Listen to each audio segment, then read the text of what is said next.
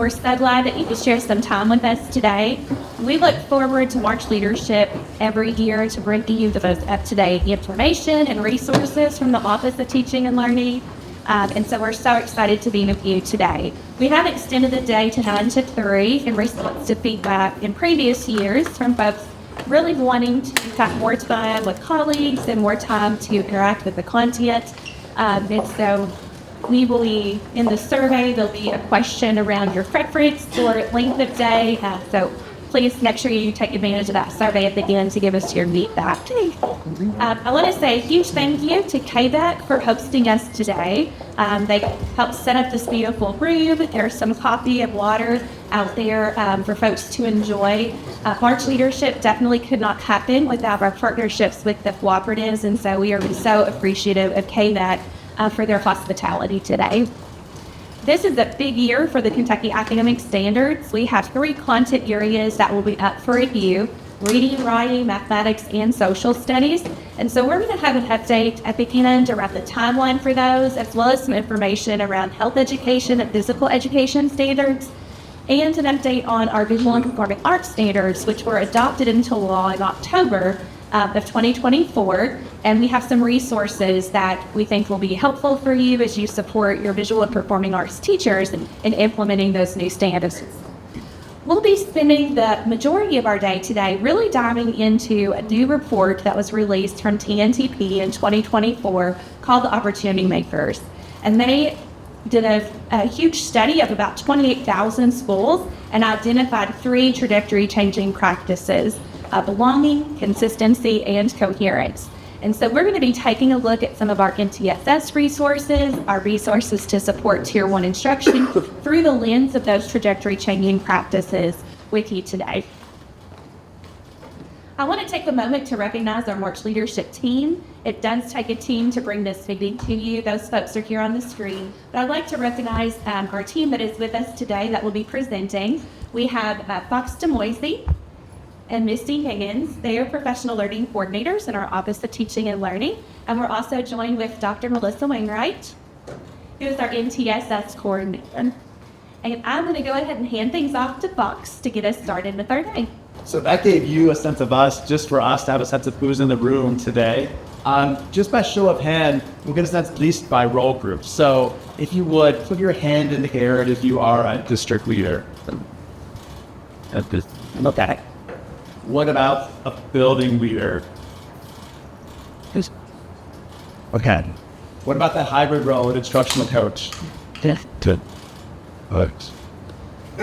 I saw a definite and a partial. MTSS coordinators.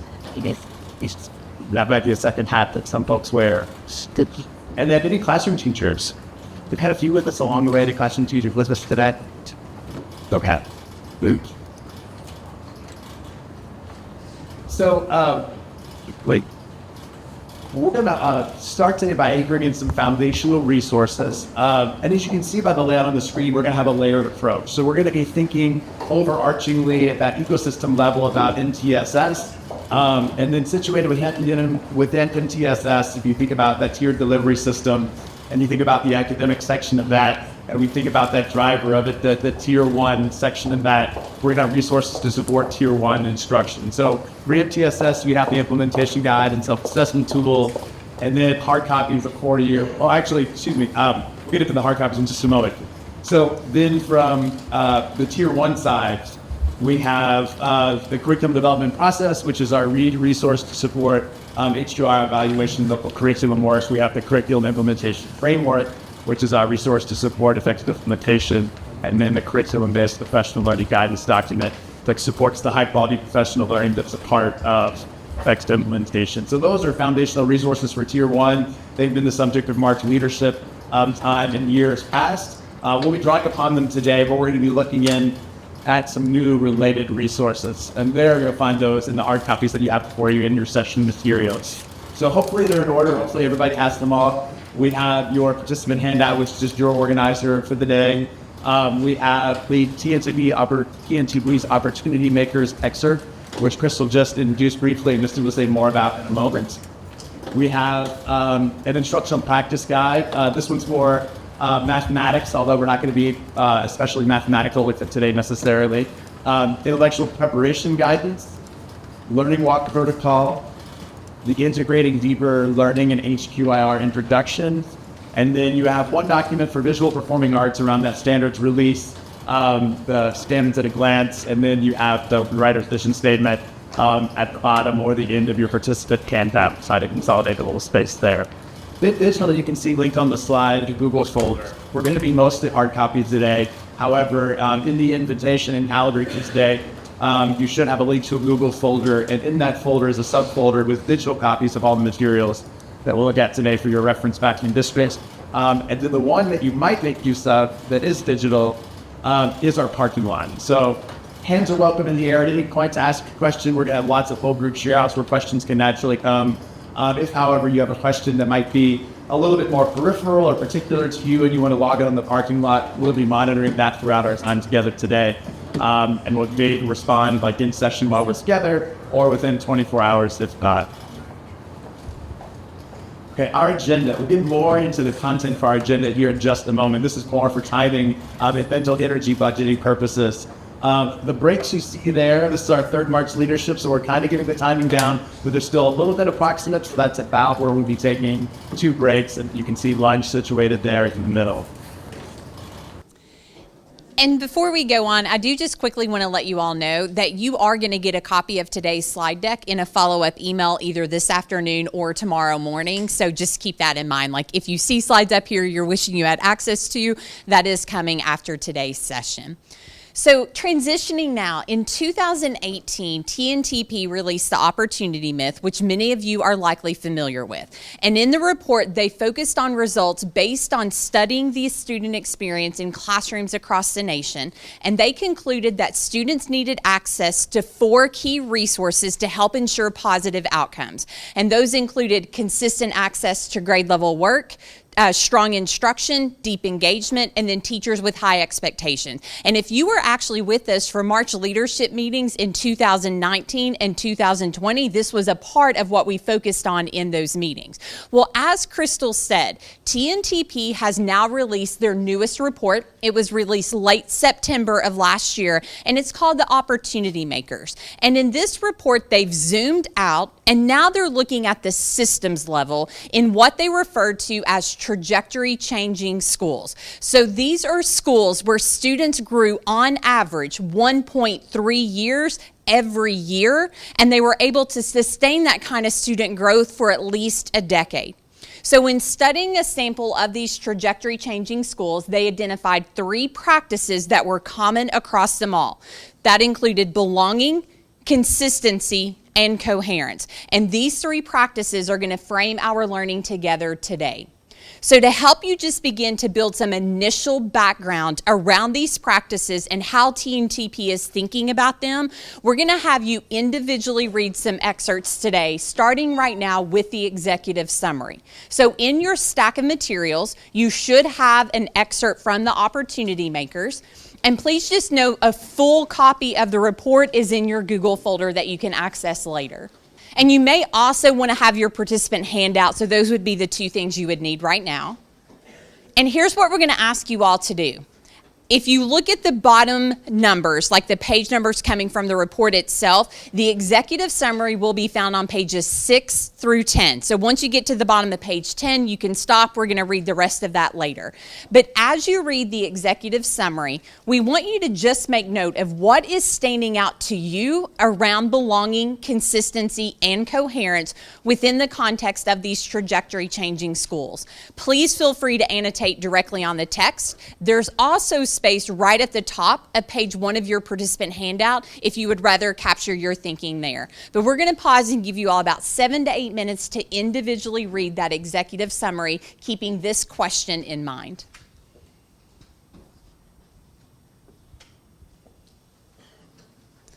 So coming back together, whole group, I'm going to ask you to partner with the person who's on the same side of the table as you. This is kind of like your shoulder partner today. If there's only 3 people at your table, the 3 of you will just do this together. And we want you to have a paired discussion, just sharing what stood out to you around belonging, consistency, and coherence from that executive summary. Just be sure to equitably share that airtime between the 2 or 3 of you and have that conversation now. Okay, so now that you have just a little bit more background around the practices that are going to frame our learning today, let's look at our purpose. So in terms of the session goal, we're learning how effective MTSS and HQIR implementation can support leveraging TNTP's 3 practices to improve the student experience and outcomes. And we've broken our day into 4 sections. In each of the first 3 sections, we're going to take a look at one of the trajectory changing practices. For each practice, we are going to go back into the report, get a little additional context. We're then going to look at connections to MTSS, Tier 1, and HQIR, and explore resources we have to support you in leveraging that particular practice back in your district. In Section 4, we're going to give you a standards update, and we're going to highlight some new resources that we have available there.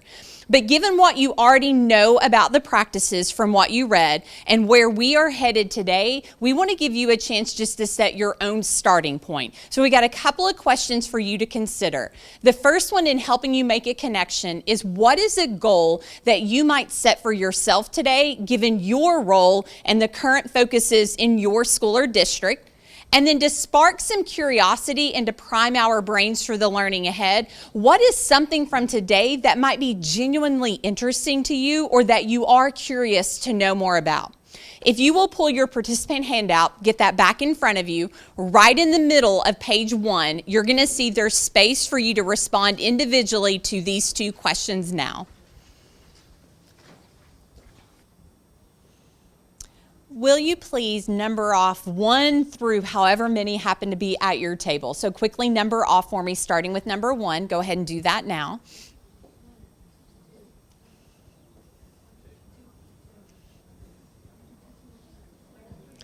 And we're going to use these numbers just to help structure some different interactions today. Do you all see the little box at the top of your participant handout? That's just a space if you want to jot down your number, if it's helpful for you so you don't forget it. And what we're going to ask you to do right now is just a single round robin at your table. So you're just going to go 1 time around, and when it's your turn, you're going to share either the goal you set or something sparking your curiosity. So your choice, but you're going to share one or the other. Start with person number 1. You're going to move clockwise around until each person has shared. So please go ahead and do that now.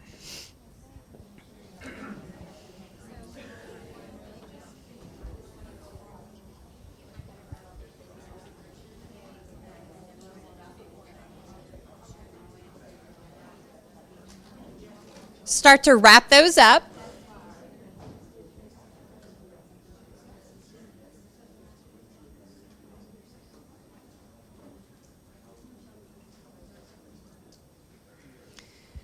So to support our learning today and just create kind of an accountable space, we have some shared agreements that we would like to propose to the group. So would you take a moment and just read through those now?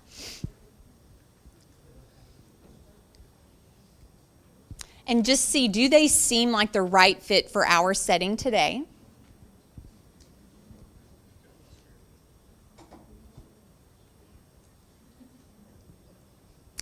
Any questions or maybe clarifications over these?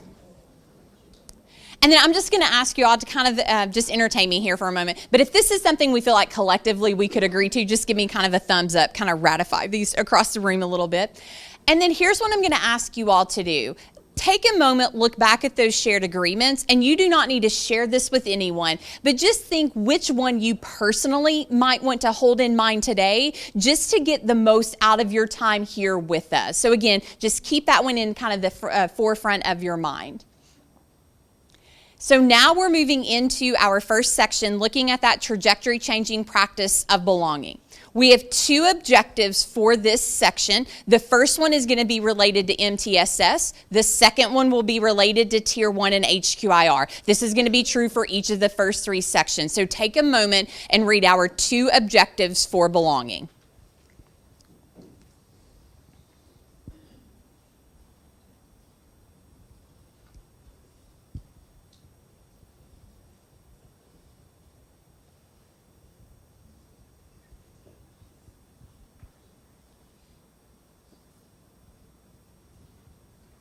So like I said, we'll start each section on a practice going back into your excerpt to get additional context. So would you pull that excerpt back out now, please? You're going to turn over to page 18, again, using the page numbers from the actual report. And on that page, do you all see the box for belonging? So we're only looking at that box right now. And here's what we're going to ask you to do. Take the next 3 minutes, individually read the box on belonging, making note of important information that you see, connections maybe that you're making, and or any questions that might be coming to mind.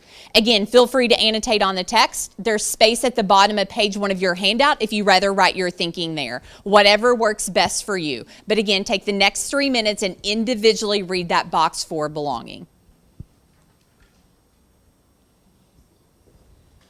So throughout the day today, we have built in some points just to build in movement, give you an opportunity to talk to someone else in the room and get that blood kind of flowing back to the brain. So would you please have your excerpt in hand, and then any place that maybe you jotted down some notes. When I say go, you're going to stand up, put a hand up, pair with the first person you come to, not at your table. When you pair up, greet each other, then please wait for me to give you directions for your conversation. Ready? Go. We're going to move into the first objective of section 1. And we're going to look at the 6 essential elements of Kentucky's multi-tiered system of support and how through the implementation process, we are able to create a structure that ensures that belonging is established for all. I want you to take a look at the quote on the screen here from the Opportunity Makers.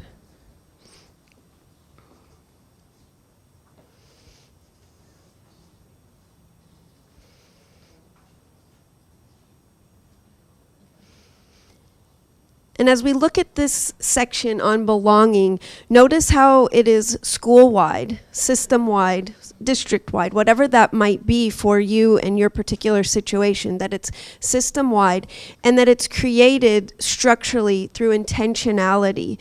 We have our policies, our practices, and systems that we put in place. It's not something we leave to chance. It's something that we do intentionally. And it's beyond establishing that warm environment with relationships. Certainly important that we have those relationships, and then how are we fostering that through intentionality? Think about your particular situation, and I want you to reflect for a moment on what ways your systems, structures, and practices support this sense of belonging that really creates the system for all students. And then think about what changes as we go throughout the day. What changes could you make to further establish this foundation? Pause for a moment and think about your local context.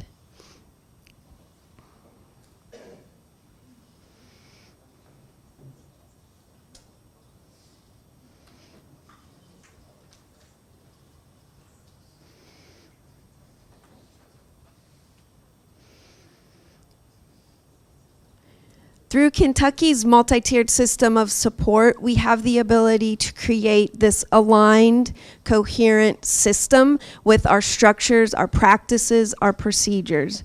And we'll continue to look at some clear ways to ensure that we have this sense of belonging in our system. One way we can do this is by establishing common language. Understanding that when we say something, it's understood by the students, the families, the teachers, the administrators, that we have this common language. You may be familiar with Kentucky's multi-tiered system of support and the common language that's represented in this definition.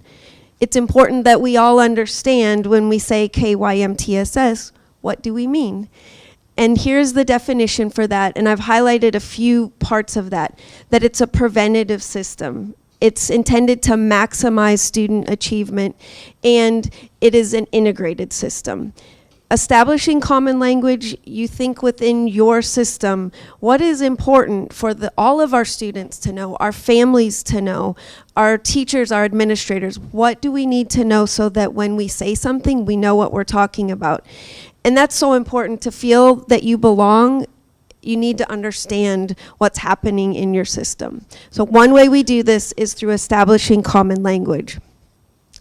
Another way we do this is through having an organized system for teaming, for collaboration, for our database decision making, our learning, all that takes place in our system, that we have an organized structure. Within Kentucky's multi-tiered system of support, we have this cascading system of supports, highlighting it's one system of supports from the state agency to that student intervention team. At your table, you have a copy of this slide. I'm going to give you just a moment to look at that, and then you'll have it for further reference as you go back to your district. So take a moment and just look at that cascading system of support, and it might be at the end of your table. Right. There you go.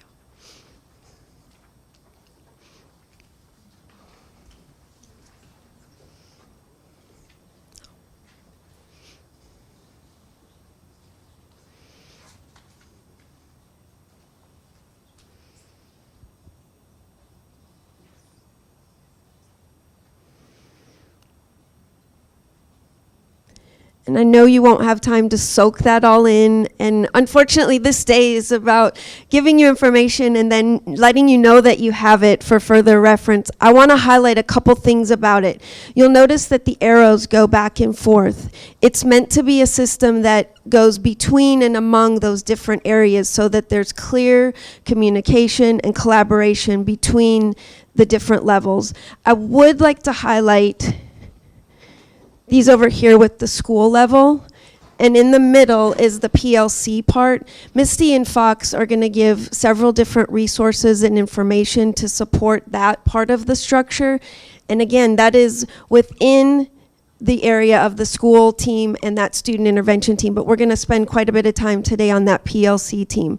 What I'd like you to take from this, just to capture in your mind, is that as we're ensuring belonging, we have a structure in place for how we're going to organize our system. So we have common language and we have our organizational structures, and you can keep that cascading system there for your further reference. Take a look at a few more quotes from the opportunity makers.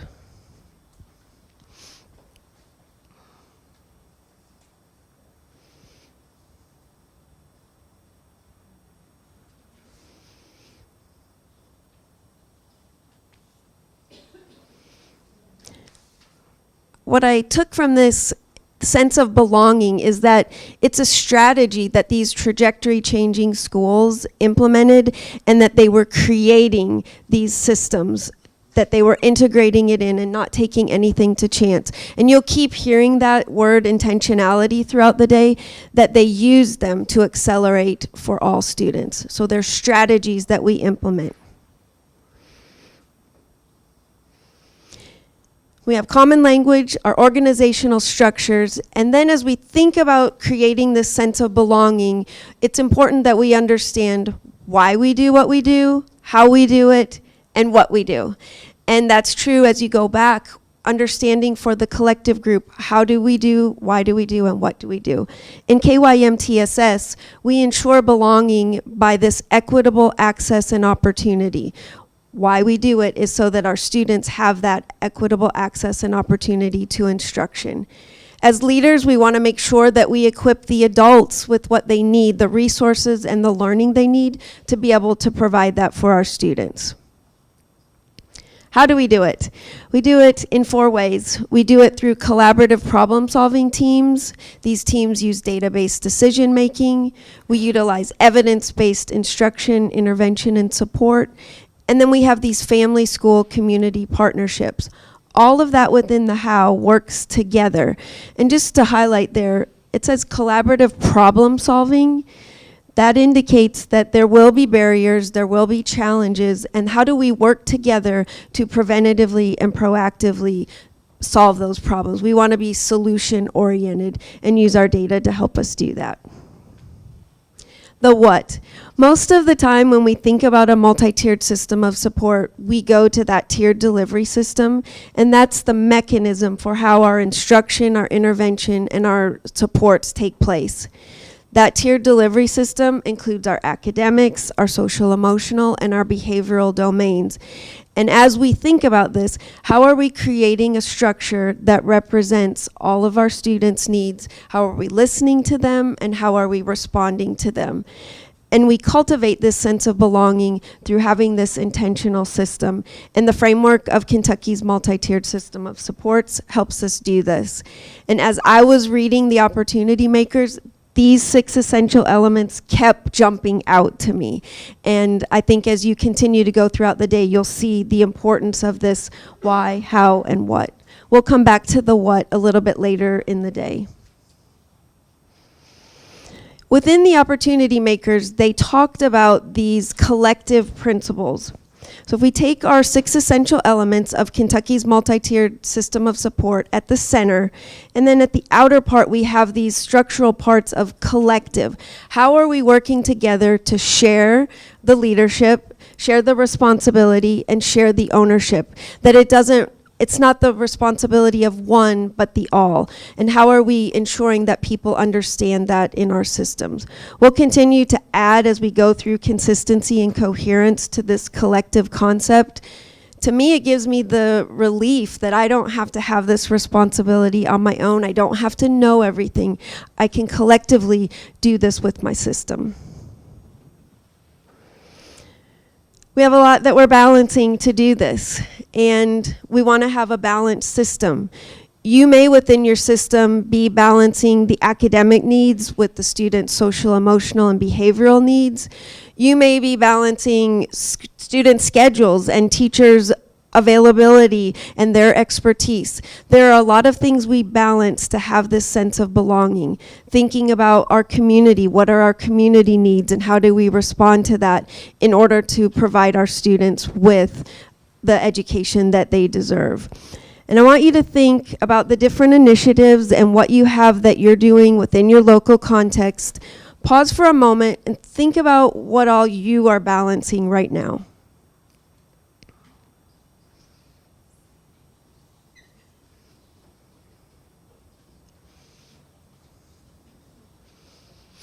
Sometimes thinking about balance makes me feel like, oh my goodness, I need to establish more balance in my life. And that is not the point of this, to stress you out. It's to say, how do we create a system where we have balance? And we do have a lot of demands on us. And as we go throughout the day, hopefully you'll get some tools and resources that help to bring this picture of balance into place. I want to return to this question: in what ways do your system, structures, and supports create this sense of belonging, and how could you further strengthen that foundation? I'll give you one more time to pause and consider that.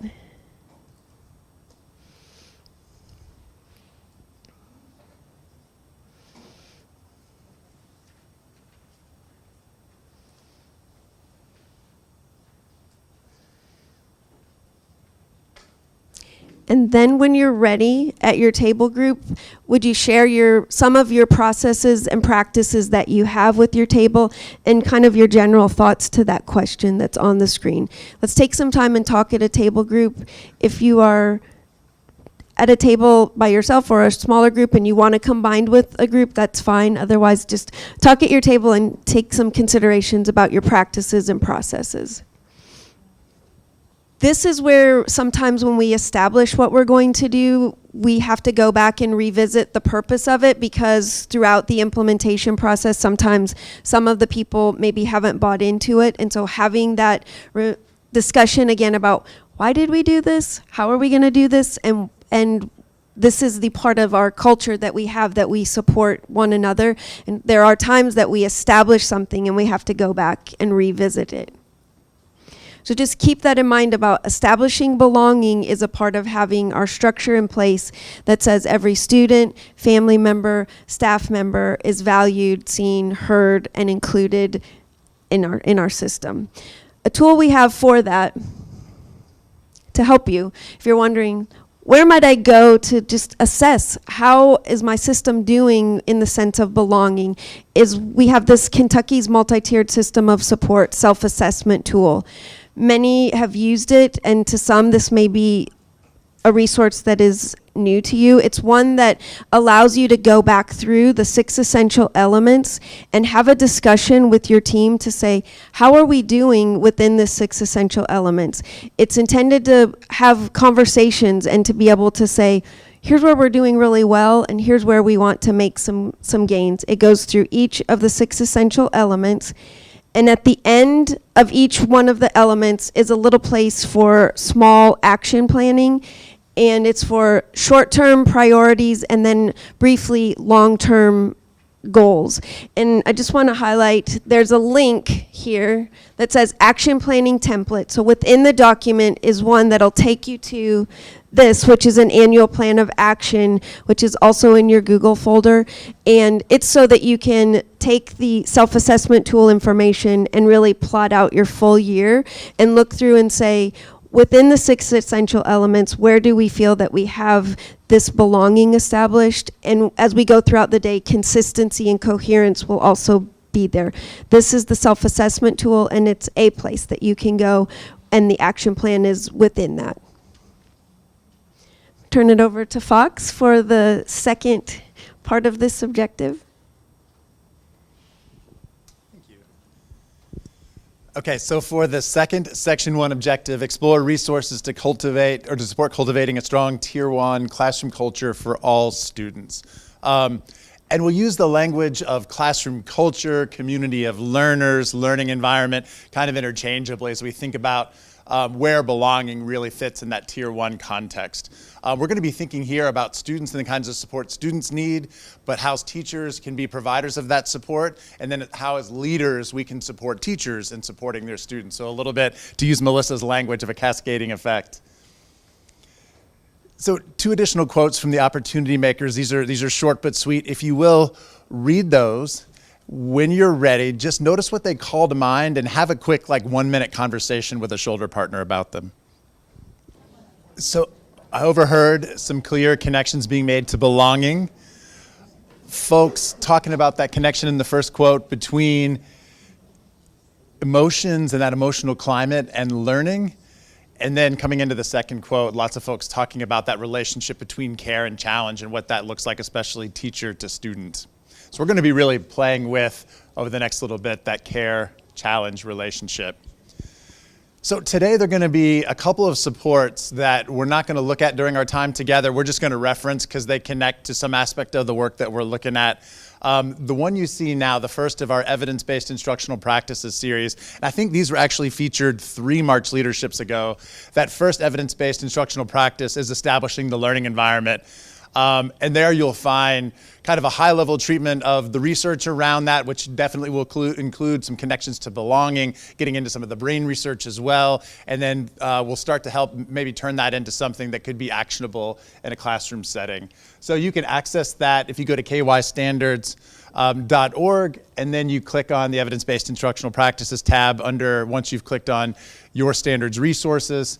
Then you'll find the general overview, which I was just sort of speaking to. And then for all of the evidence-based practices, there's a breakdown of what does that look like in science, in social studies, in math, and reading and writing as well. So you can see those content-specific documents there. So where else can you go for support around a strong classroom culture? Well, to the high-quality instructional resources themselves. The HQIRs recognize, I think, that increase in rigor that they represent, that challenge. They're also aware and considerate of the learning science that talks about that, the importance of, as a scaffold of a strong classroom culture. And so they're doing things within the HQIRs to really support teachers and providing that strong culture to students. So as we looked across the HQIRs, connecting between content areas and grade bands, here are some trends that we saw as far as how they're supporting strong classroom culture. So the first is routines and structures to incorporate student interest and experiences. So different ways of helping the students come forward with who they are into that classroom space. Establishing empathy, perspective taking, and respect. So as kids are bringing themselves forward into that academic space, which can be uncomfortable for some of them, they're learning to meet each other empathically, to recognize who somebody is, to take on their perspective and to treat them with respect. And again, these are learnable skills. They're having opportunities and they're promoting teamwork and problem solving. And as they're in that problem solving, teamworking mode, they're being supported and becoming more effective communicators and collaborators. And again, we know from learning science, these are teachable, growable skills as well that kids get better at with instruction, practice, and feedback. And as kids get better working together and talking to each other, it's easier for them, for all of them to do that. So coming back to this quote around care and challenge going hand in hand, and for anybody who's familiar with Zaretta Hammond's work, it makes me think of her notion of the warm demander. And as educators, if we're going to make that demand of kids, that challenge of rigorous content area learning, that grade level learning, we have to have the warmth piece, we have to have the care.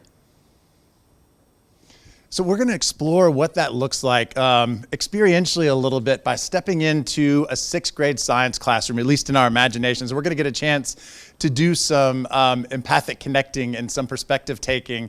As we step into this learning space, we're going to put on our teacher hat and we're going to try to identify what is the challenge, what's the rigor being put forward to the kiddos here. Then we're going to put on our student hat and we're going to connect with what might it feel like for students to engage this challenge, to engage this rigor? And we're going to think about kiddos from across the range of readiness levels, including some of our learners who might come into this particular learning at a lower readiness level. So bring this into the classroom now. These are from slides that Open SciEd provides that teachers can use in their classroom. So you might see this up in the classroom or a version of it. This is day 1 of the learning of a new unit. So the driving phenomenon that's just been launched is around Mount Everest. What's going on with Mount Everest? It seems to be growing and it seems to be moving. And you can already hear how that might spark curiosity in our kiddos. So as that's been launched and students have done a first reading, building a little bit of early background knowledge on Mount Everest and taking some notes in their scientist notebooks, and you can see maybe they shared some of that aloud digital post-its for what might have been said. The first thing they're going to do after that is they're going to go into independent model making. So each student is going to make their own independent model trying to explain what's going on with Mount Everest. So when you think about that independent model making here on day 1, with your teacher hat on, what's the challenge or the rigor that represents for kids? And then with your student hat on, what might it feel like for kiddos to engage that rigor? Again, especially thinking across the range of readiness levels. So just kind of think about that for a moment. Okay. So the next thing they're going to do is they're going to move into a structure which we'll look at in a moment called Scientist Circle. And they're going to share these models they just independently made. So each student is going to share their model, and then the class is going to hear those and put them together into a class consensus model of what we think is going on with Mount Everest. So as you imagine independent kiddos sliding into the circle and sharing their models of that early thinking publicly with the classroom community, what's the challenge there when you put our teacher hat on? And then with your student hat on, what might it feel like to share that independent model there in the circle? So go ahead and have a quick conversation with your shoulder partner. Again, what are you seeing? Teacher hat, what's the challenge represented here on day 1? Student hat, what might it feel like to engage it for our learners? So just have a quick conversation. So I heard what sounded like with teacher hat on, some impressed by that early challenge that's being put to kiddos right on day 1 of the learning. And then as far as what it might feel like for students, I heard some saying that some of the kids might be really excited by this. It's real, it's relevant, we're getting to figure stuff out. But some students, even some capable students, might feel kind of nervous or intimidated at first, especially if this sort of learning is new to them. So something you didn't see that would have been present in the classroom or that Open SciEd recommends here is before going into the scientist circle and sharing your thinking publicly, it's recommended the teacher brings back the classroom norms. Again, these are norms that kids have been working with, maybe focusing on different norms in different situations. So here, it's recommended that the teacher really call their attention to 3. So the first 2, we are a culture, or we're a classroom community where we share our thinking to help us all learn. So sharing our thinking is a normal thing, but we do it in the spirit almost like this is a contribution to the learning of others. And then we listen carefully and ask questions to help us understand everyone else's ideas. So we're a culture of careful and attentive listeners, but we listen in the spirit of really trying to understand other people's thinking. And then that third one, we critique the ideas we are working with, but not the people we are working with. So if I'm putting my thinking out, you might give me some feedback and you might push on my thinking a little bit, but you're not pushing on me, the thinker. And we can hear in that little bit of space maybe some of the safety that kiddos need to take that risk of sharing their thinking. So a couple of supports you didn't see. That's one that would be up in the classroom, behind the scenes supporting our teachers. And there was a bunch we could have chosen. So we just pulled out 2 here. This is from the teacher's edition for this lesson. So the first of them is that structure of scientist circle. Here's a well-designed, reliable structure that kids are familiar with to give them an organized way to share their thinking. And in that, there's a teacher's note that says attending to all, and lifted out of that, I just pulled the quote. So this is a note to teacher, but one they very well might share aloud with their kiddos, just reminding this is an opportunity to emphasize that each individual has contributions to make to their community of learners. You can hear that value or belief in that, just reminding the students. So the second structure, when we think about this particular kind of academic discussion, one where we're trying to reach consensus, there's support for teachers really facilitating that, including a series of prompts. So as teachers are getting each one of those rounds going, there are some prompts that can help them do that effectively. And you can just see the first of them there. And then there's sample student responses, helping the teachers anticipate, when I say this, my kiddos might say this. And if I can meet their response effectively, that's going to help the conversation. But the better that conversation goes, the easier it is for kids to share. And from the teacher's notes there, the strategies for this discussion, again, that reminder of the cultural value. Your first goal is to help students build a positive culture where putting their ideas out in the public classroom community is valued. And again, as those beliefs start to come alive, you can feel the belonging in them and how it would make it easier for students to share their thinking.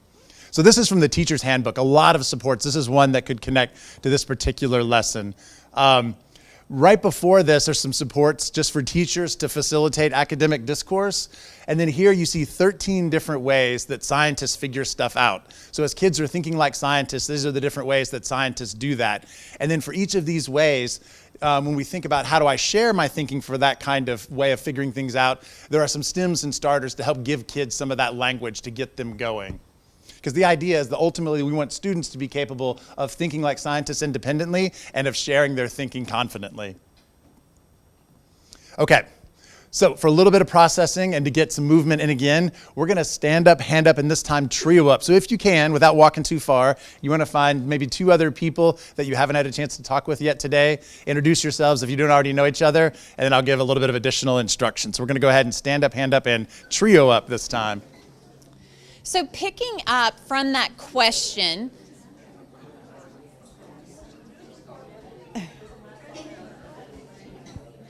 so coming back together, just picking up from that question that Fox had left you with, we're now thinking about, as leaders, how do we monitor? Because we know if we want to ensure that something is happening across all of our classrooms, then as leaders, we're going to have to monitor that.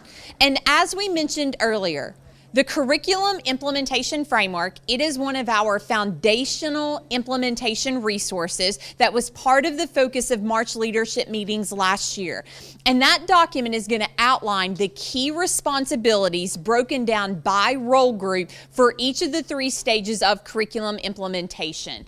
And one of the key responsibilities that's included in that document for both school and district leaders involves establishing structures and procedures for effective curriculum monitoring. And we know that an important component of effective monitoring is to utilize a common observation tool that's going to provide consistency in the data collected as well as in the provided feedback. So one of the tools that we have to support districts in that effective curriculum monitoring is what we call the Instructional Practice Guide, or the IPG for short. This tool describes core instructional practices that are aligned to the Kentucky academic standards and are built into the design of HQIRs. And it can be used to support classroom observations, feedback, and reflection. We have 3 versions of the IPG available. We have one for reading and writing, one for math, and then one for science. And while each of them are going to have some core actions unique to that particular content area, one aspect that is common across all of the IPGs is the very first section that focuses on a culture of learning. So what we want you all to do right now, if you would please, we want you to find the mathematics IPG that is in your stack of materials. So at the top it'll say mathematics, I think instructional practice guide, or instructional practice guide for mathematics, I think is what it actually says. So you all will notice that a culture of learning is the very first section right after the introduction. And that was intentional, because before we can ever get to those other core actions, those other instructional practices, we first have to make sure we have that classroom culture. So here's what we're going to ask you all to do. We want to give you just a couple of minutes to individually review the 5 indicators that are a part of that culture of learning section. So it's going to start at the bottom of page 1, and then you'll see the rest of them at the top of page 2. 2 questions for you to think about as you look at those indicators. 1, where do you see belonging built into those indicators? And then 2, how could focusing on these culture of learning indicators through observation and feedback help teachers to create the conditions that are conducive to improve learning for all? Space on page 2 of your handout if you want to make some notes there, or you can just annotate directly on the document. But I'm going to give you about 2 minutes to look those over, keeping these questions in mind.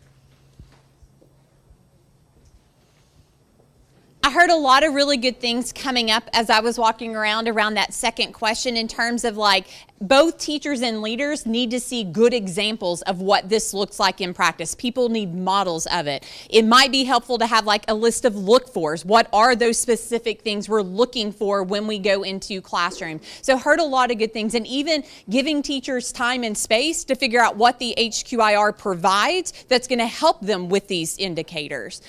One thing I want to point out before we go on. If you are very familiar with our tools that we've had, especially that we kind of talked about in March Leadership last year, or even throughout the year this past year, we used to actually have 2 observation tools for curriculum implementation. We had an early observation tool that was really looking at just, is the HQIR in place? And then we had the IPG.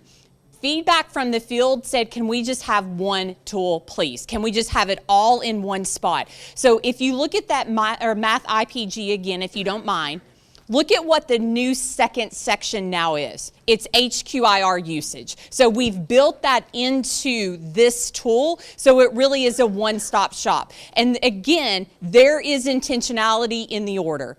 We have to get that culture of learning in place. We've got to have the HQIR in place. Then we can get to those big instructional shifts that are being called for by the standards and embedded in the resource. So they were kind of intentionally the first 2 in that order. So just wanted to point that out to you.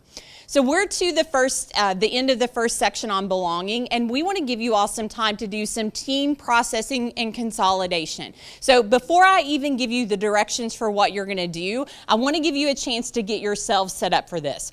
You have a piece of chart paper at the end of your tables. You're going to need to put that on top of your table because you're going to be writing on it. So take just a minute, clear some space, and move that chart paper to the top. You're also going to need markers out of the bag.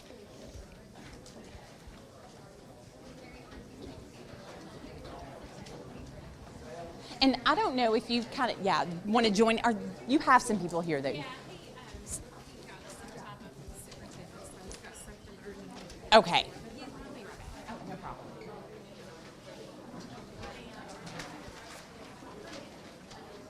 Oh, we didn't have one. Oh, thank you. We don't belong. We're not feeling a sense of belonging back there. I am so sorry. And again, there are markers in your bag. You're going to need at least one marker.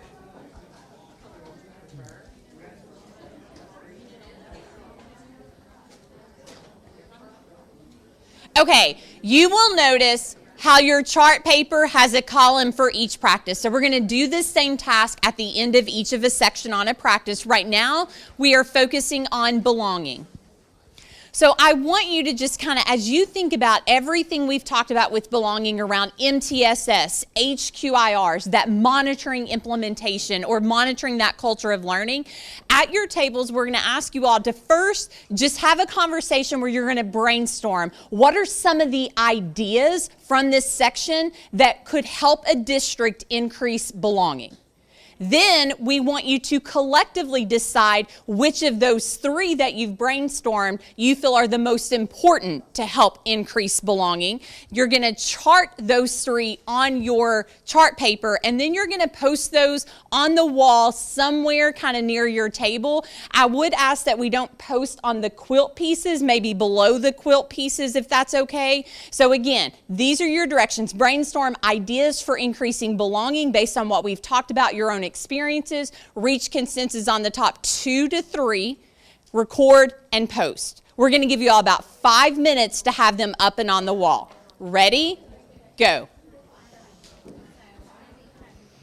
We continue with this idea of the school-wide structures, district-wide structures, adding this consistently reinforced by our system. And this is also, you can notice, and I saw this on several of the posters, everyone holds the same high expectation and works together to improve.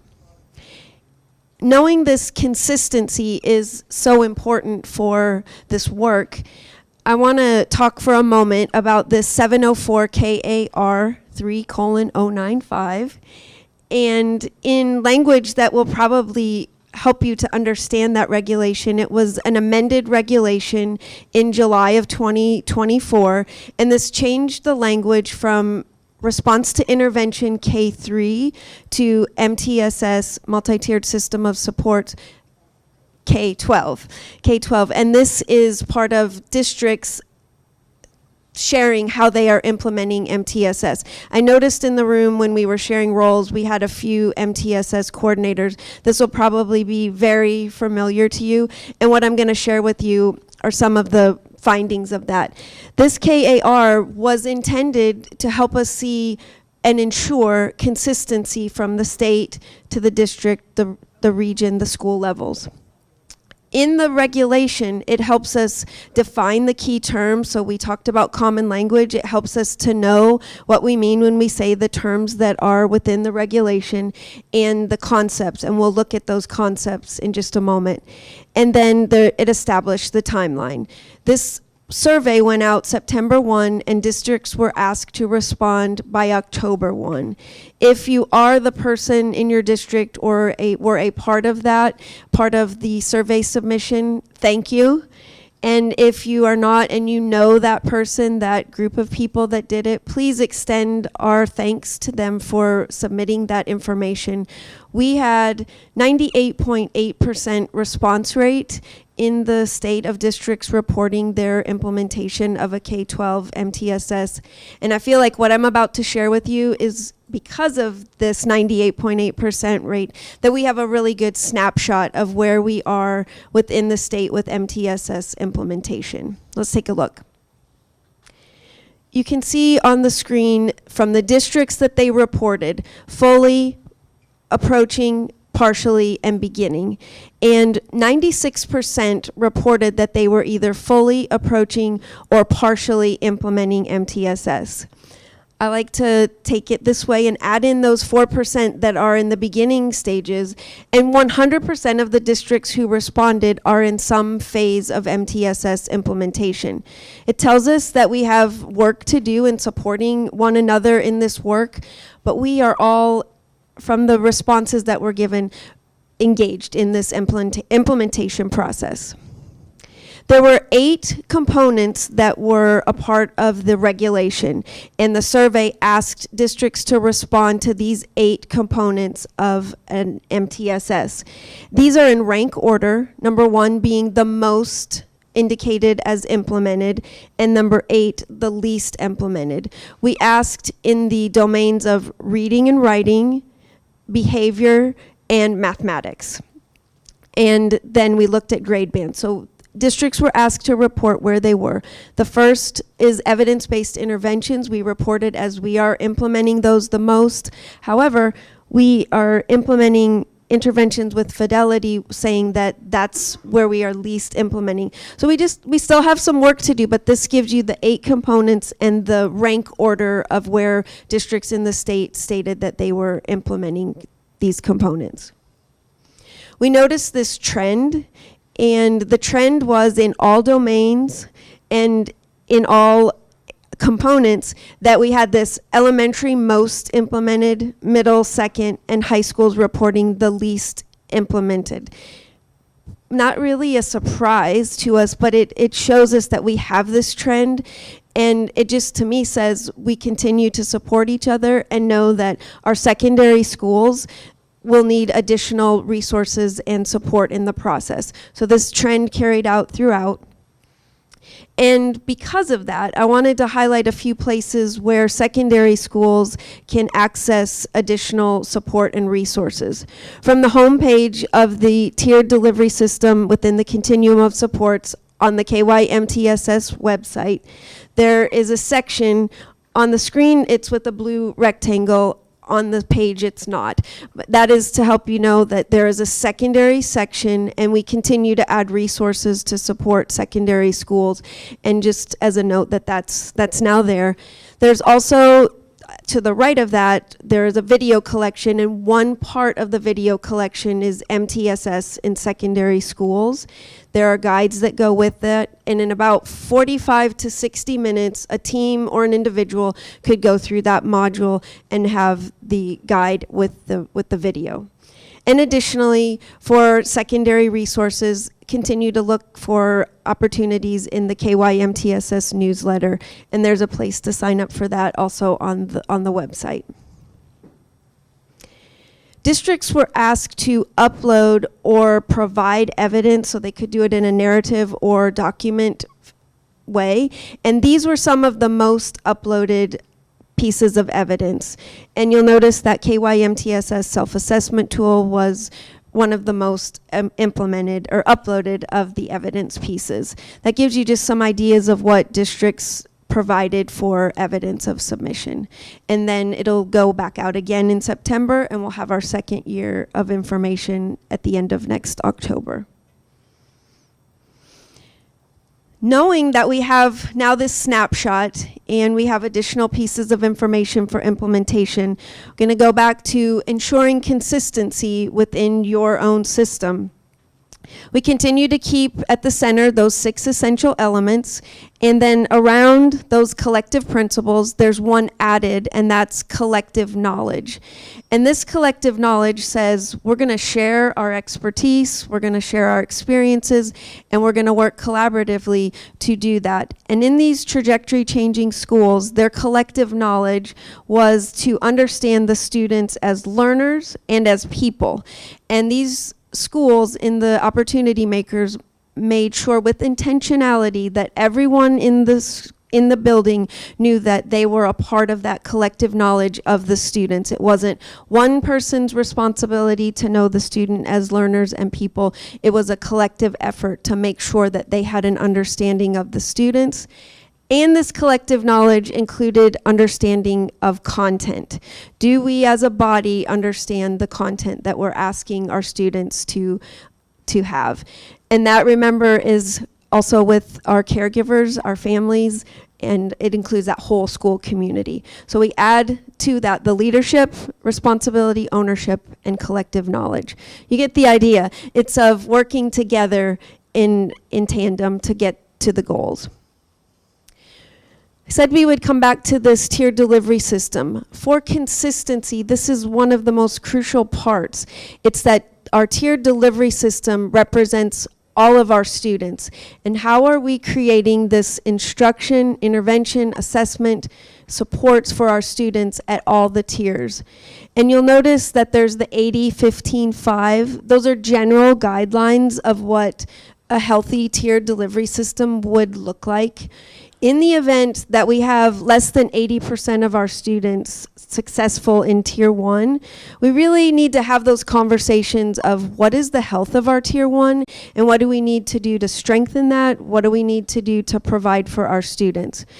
All students receive that grade level content. And as a part of consistency and your tiered delivery system, ensuring that 100% of the students receive that on grade level content every day. And for that consistency, we want to know that students in classroom A are getting consistently the instruction of students in classroom B. That goes to consistency with our academics and our behavior. is it consistent? And so whatever classroom I'm in, would I be getting access to that same grade level instruction? And Misty and Fox are going to share some additional resources that will support you in developing that healthy tiered delivery system, essential to the consistency of your school or your district. Couple more quotes from the opportunity makers regarding trajectory changing schools. Take a look at these two quotes.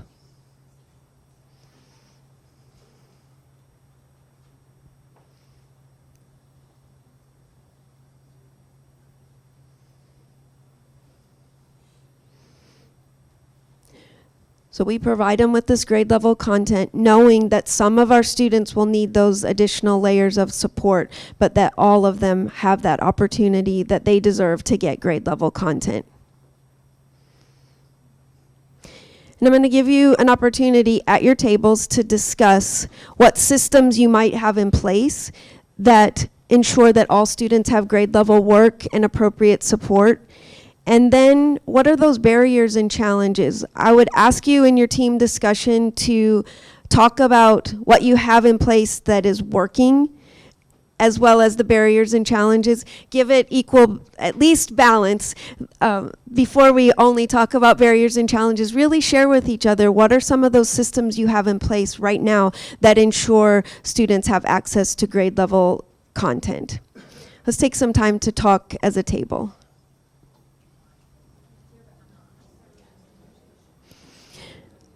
And walking around, I heard efforts of what people are doing to have intentionality with that grade level content and students having access, and also the challenge that that is, and understanding that how we're going to provide that and provide our students with support. With consistency, it's important to notice that pockets of excellence will not have large scale change. We have to have consistently good instruction, because that's through those collective efforts that we have large-scale change. Being mindful that consistency with small pockets of excellence will not make the changes that we need. We really have to provide consistently good instruction. Where can you go for assistance? The KYMTSS website is a place to go for a variety of resources with the 6 essential elements. There are landing pages for each of the elements, as well as a resource library where you'll find that self-assessment tool, the video collection, and other items. And there's also now on the website parts that show for the Read to Succeed and the Numeracy Counts Act to explain how that fits within the MTSS and is not a separate piece that we do. It's how do we include that in our multi-tiered system of support, as well as a part that's the path to the integrated KYMTSS. Lots of information and resources there to support you in the work with academic, social, emotional, and behavioral learning. And then I'm excited to tell you that this should have a coming soon in the Google folder. It is almost there. It's almost there. It'll be there hopefully in the next week or two.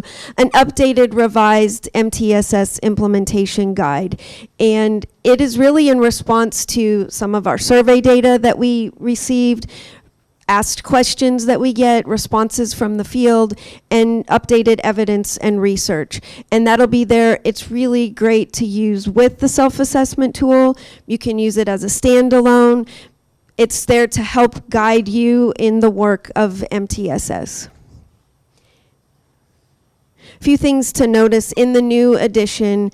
There are places that will have a light bulb, and those are tips that are pulled out from the narrative. It's a fairly lengthy document, and these little tips will help you to guide some of your discussions. So there'll be light bulbs, there are gears for tools, and there's this little page with a marked page of resources that are available. There'll be KYMTSS tools right at the spot in the implementation guide that would assist you with that, as well as some of these. This one I put MTSS schedule tips. That's a common one that people want to know, and that's from the American Institute for Research. They're just some updated features, and that'll be coming very soon. It'll be announced in the newsletter, and then I'll add it in your Google folder. Okay, just to make sure that we get you all out of here on time today, I do want to go ahead and start back, and some other people will be making their way back in.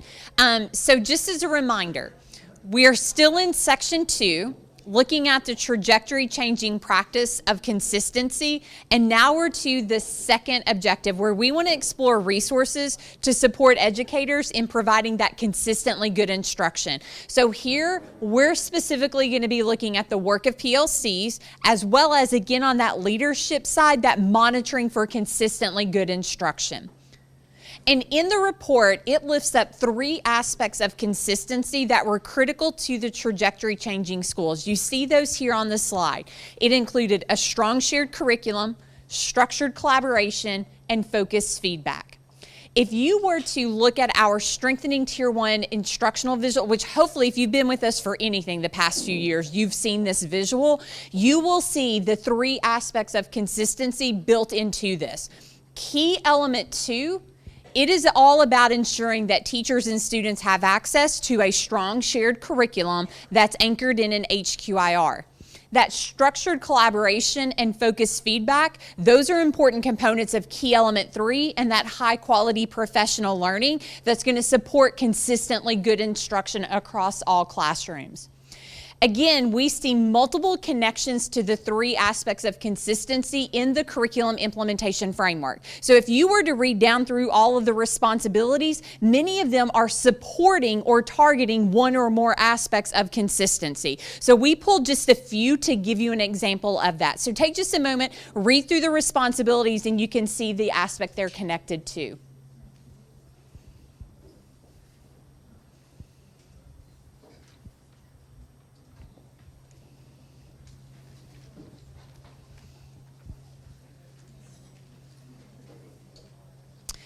And then in our curriculum-based professional learning guidance document, you would also see multiple connections to supporting the 3 aspects of consistency. Now, if you're not familiar with the curriculum-based professional learning guidance document, again, it is one of our foundational implementation resources, and it outlines the specific professional learning experiences that need to occur to support each stage of curriculum implementation. So again, if you were to get into that document and you look at those PL experiences that are outlined, you would see how they're supporting the 3 aspects of consistency. So again, we pulled just a few examples to help you see those connections. So take just a moment to read through those, please.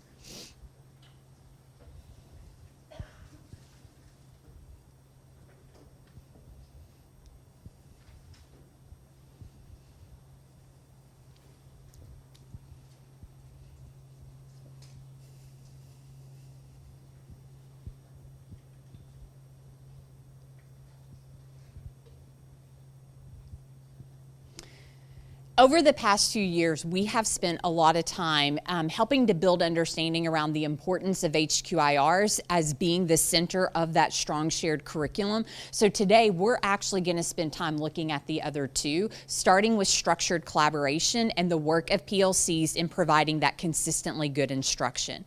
So back in the full report, and I meant to tell you all this earlier, so in addition to the excerpts that we've pulled for you, there's a more in-depth section on each of the 3 practices. So I pulled up here on the slide, these are 2 quotes coming from the more in-depth section on consistency related to PLC. So take just a moment to read those 2 quotes.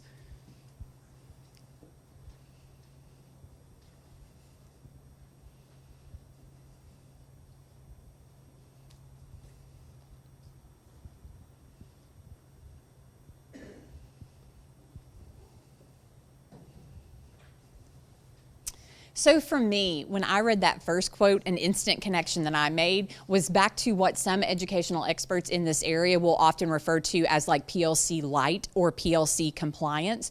However, in trajectory changing schools, they use the PLC as the primary catalyst to support that consistently good instruction, to help continuously improve classroom instruction. In much the same way, you'll often hear us talk about how the PLC is the primary vehicle for providing the curriculum-based professional learning that's job embedded to the teachers. And so what we want to think about now, though, is what does the work of a PLC look like when you have an HQIR sitting at the center of that strong shared curriculum? So in the curriculum-based professional learning guidance document, it talks about 4 processes that teachers would engage in their PLCs when they have an HQIR. But we realized that we needed to do a better job of helping people to understand the importance of these 4 processes and how they work together to support teachers in providing that consistently good instruction. So we lifted those processes up out of the guidance document, and we're now framing them under the concept of intellectual preparation. Now, this is a term that's been used to describe this work nationally for some time, but we're starting to bring that into our common language here in Kentucky, again, to describe this work. So in this new resource, we're going to take a look at this in just a minute. What you're going to find first is just a quick paragraph explaining what we mean by intellectual preparation and what is its purpose. Then there's going to be a section to support understanding of the intellectual preparation cycle that teachers would engage in for each unit of instruction in their PLCs.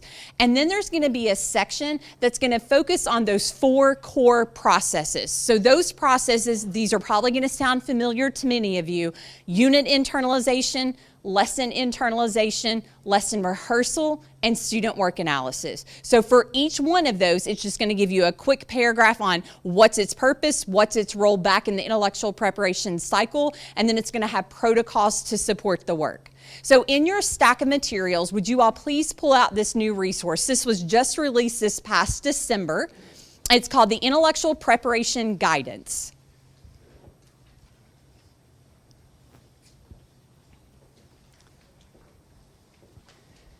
And we want to give you all time to read through the document, and we have one question we would like for you to keep in mind and make notes around.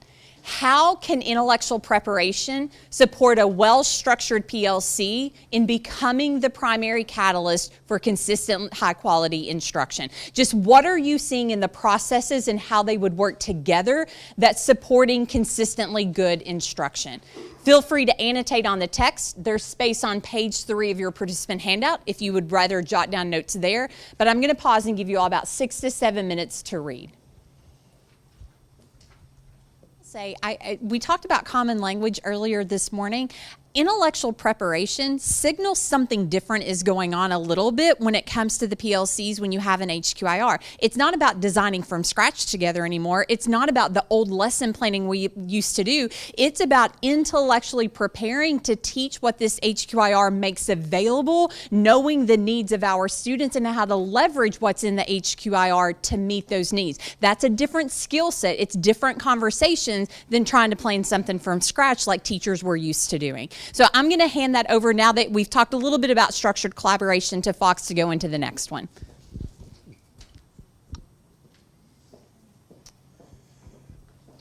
Okay, so back up on the screen, we have the 3 excerpts from the curriculum-based professional learning guidance document you looked at just a moment ago. So we're going to be pivoting now off of focused feedback. So if you will, read this quote from the opportunity makers. Maybe pull out what seems to you a most important word or phrase and then hold that in mind for a moment.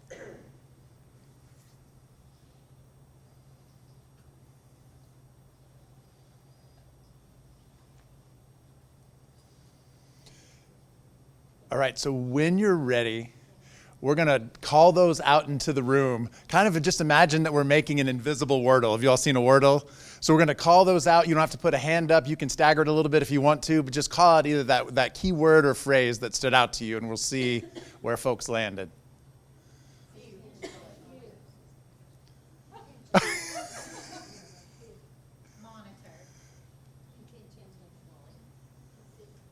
Interesting. All single words so far? Has anybody called out a phrase? I think we've got all single words, although there was a bunch that hit right at the beginning. So there was some action in that last sentence. And when we think about leaders intentionally homing in on a few core practices and monitoring consistently, definitely heard intentionally and consistently called out. We have a tool for that, and it's one you have already been looking at today, and that is the instructional practice guide. And since we've talked about it a little bit, we won't linger here too long, but it is the tool to really help calibrate that observation-based feedback, inform those reflections on instructional practice, and then as that data comes in, it can really help you identify what is that next PL for us that we need to provide. All right, we're going to try that activity one more time. So if you will, different quote, and see if you can find a key word or phrase that stands out to you.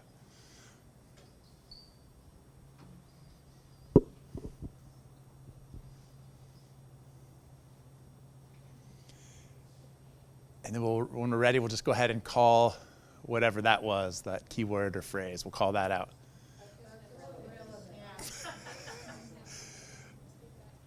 Monitor implementation.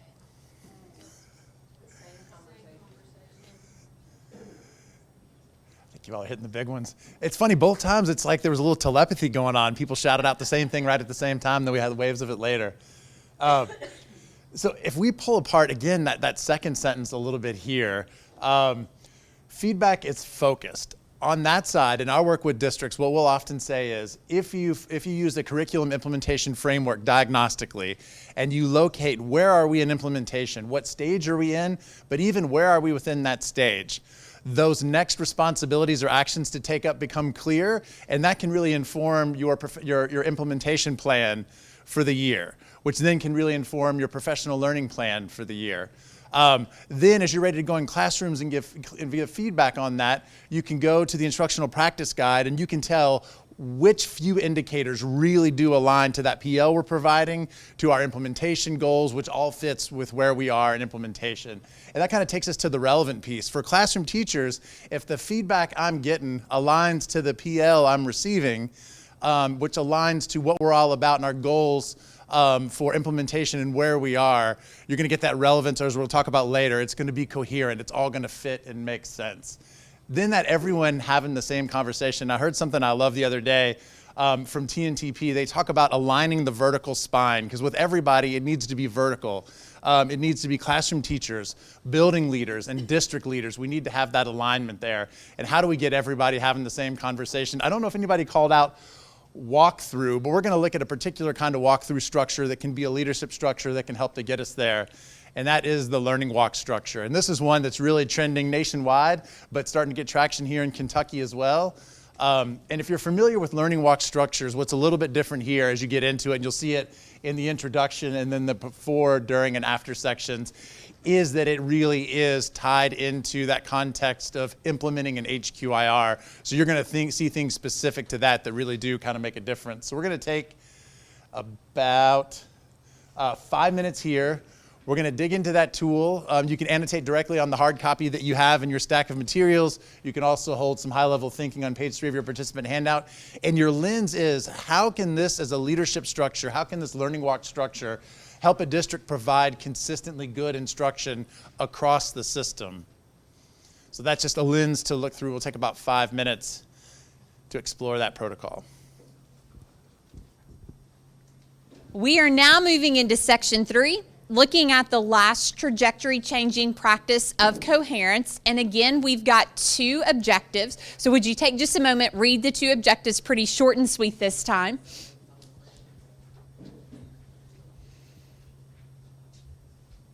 So one is looking at the system overall and the coherence within it. Then the other will narrow down to specifically instructional coherence.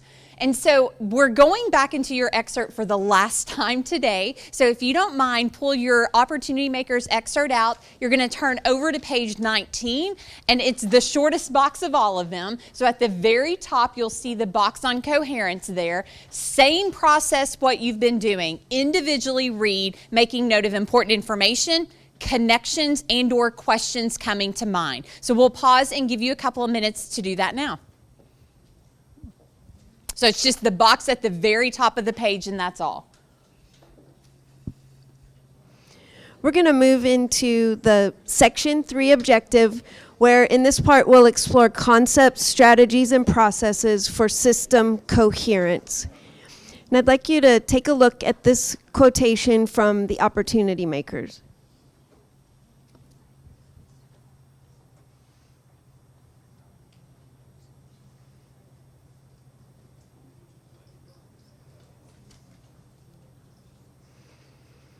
And I highlighted a few parts there.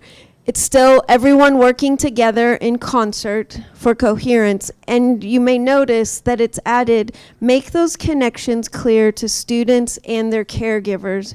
And if we think about that family school community partnership, that really fits in here of how are we involving and connecting all of the people involved. I'm going to come back one last time to this with the 6 essential elements at the center and these collective principles and concepts of structure surrounding it. This time we add collective purpose, and that's really ensuring that everyone in the system understands why we're doing what we're doing and where do they fit within that purpose. And when we have this, we have coherence that brings it all together, and it unifies and aligns our system. Let's see if we want to ensure a unified framework where everyone knows this purpose. And without that, our leadership can sometimes feel fragmented, our responsibilities are isolated, and ownership is inconsistent. So as you're thinking about your system with coherence, having all of this together. Go back to the balance again, and that's where we want to have that coherence with a balanced system. With coherence, we have intentionality, we're focused on the initiatives that we've established, and we have a clear vision and goals. So we want that type of coherent system where we're balanced. There are times we may find ourselves in this sort of situation that we want to be preventative and proactive to not find ourselves, where the balance is barely holding on to the foundation and things might be falling off. And in an incoherent system, it's many times good intentioned people trying to do too many things. And we want to avoid that lack of intentionality, focusing on too many or competing initiatives, and we want to make sure that we're very clear with our vision and goals. So in that incoherent system, they would not have clear goals and a vision. The opportunity maker talks about some of the barriers and challenges that we have when we have an incoherent system. And you can notice that belonging is on one side, consistency on the other, and the coherence that brings it together, it's just off balance. So we want to avoid these, and we want to create that system that has alignment in the system. So these are some of the barriers and challenges that we want to avoid. This image depicts that balance that we want, with belonging on one side and consistency on the other, with coherence as that strong anchor. If we err too far on belonging, we have a well-intentioned, nice environment that lacks that sustainability and capacity building to have a sustained system. If we go too far to consistency, we have lots of structures in place, lots of systems in place, but then we lack that sense of warm community and that learning environment that we talked about. We want to have both, and we want to have a balance of a system that has belonging and consistency. So we're bringing it all together with coherence.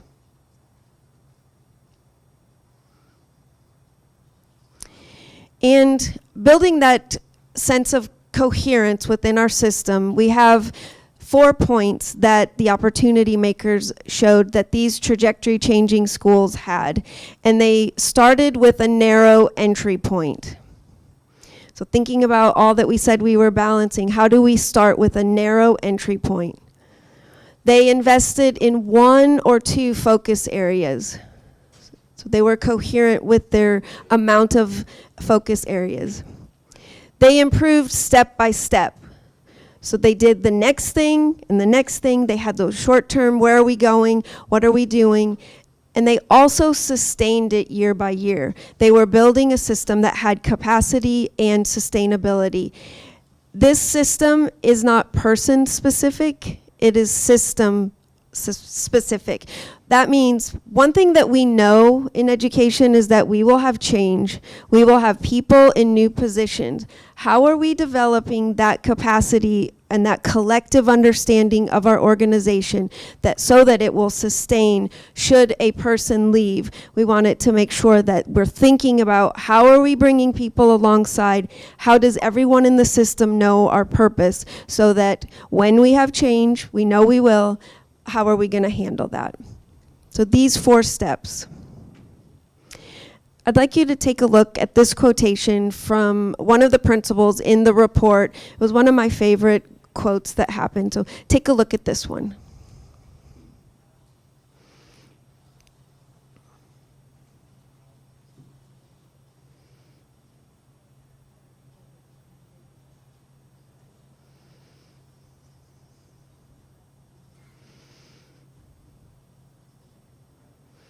And you'll notice this principal said, we do this every year. We continue to refine. We continue to revisit this until it becomes a part of the fabric of who we are. That really makes it that sense of everyone in the system understands this, and we are going to continue to refine this, continue to stay focused until it becomes a part of the fabric of who we are.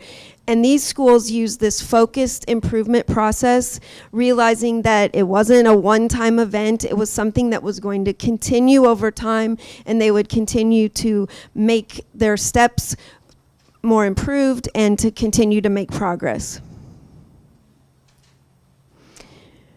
Want you to think about something in your current role in your organization that is a part of the fabric of who you are. Pause for a moment and think about your particular situation.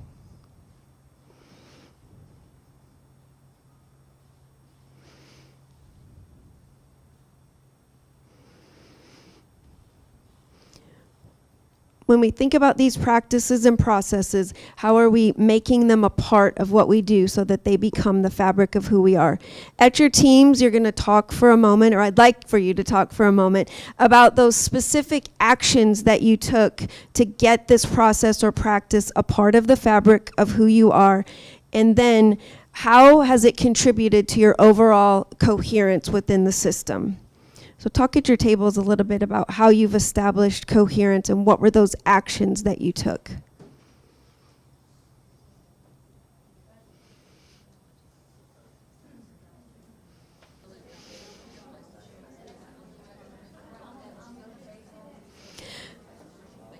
Coming back together, there's a cost to incoherence, and that is our students are confused. They can be confused when they go from class to class and they have different expectations, and teachers are spread throughout those initiatives. We want to make sure with that coherent system that we're creating processes and practices that are intentional and aligning the work that we do so that everyone is understanding that collective purpose. And then I want to share with you 3 resources that may be of help to you as you think about coherence within your system. One thing is that we know what we have available, and this is a tool called the data inventory, and it takes inventory of your data with academics, behavior, and social emotional, and you can look at what is the data source, when is it administered, who administers it, look at the purpose, and it really gives you a clear picture of all the data you're collecting, and you can go through it and see, are we collecting the right data? Do we have some data that we're collecting, but we don't have it for a purpose? It just gives you a chance to get a real picture of what data you have available, and you can look at it to what tier it applies. There's another one, an initiative inventory, and I know some of you in the room have used this one. This is a great one for just seeing all the different initiatives you have there and seeing, are we really intentional in our initiatives? And I can say that most times this takes multiples of these the first time we do it because we're going through to see all that we have available.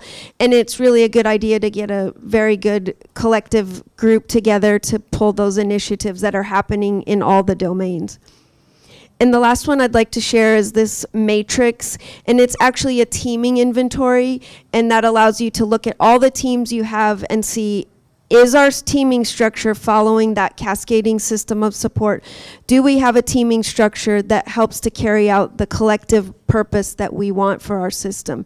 These three are among several resources that they're in the Google folder there for you and available on KYMTSS. And I get to give you a break. I got to give you lunch the last time and the break this time. We're going to take 5 minutes, so come back a little bit before. Come back on the 43. Okay. So our objective for this section, and it sounds a little bit high level, so we're going to be exploring resources for creating instructional coherence across the school system. So very much a leadership level objective, but then we will be thinking about a little bit how this connects, of course, to teacher practice and then to student experience and the student outcomes. We're bringing up the agreements again here, and maybe we're going to anchor in one in particular. Would somebody be kind enough to read this one aloud to us, the one that has the golden star by it? Anybody feel like?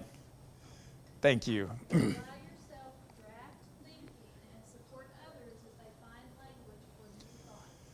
We thought that one would be helpful here because we're going to be heading into looking at two complicated things that become complex when you try to put them together.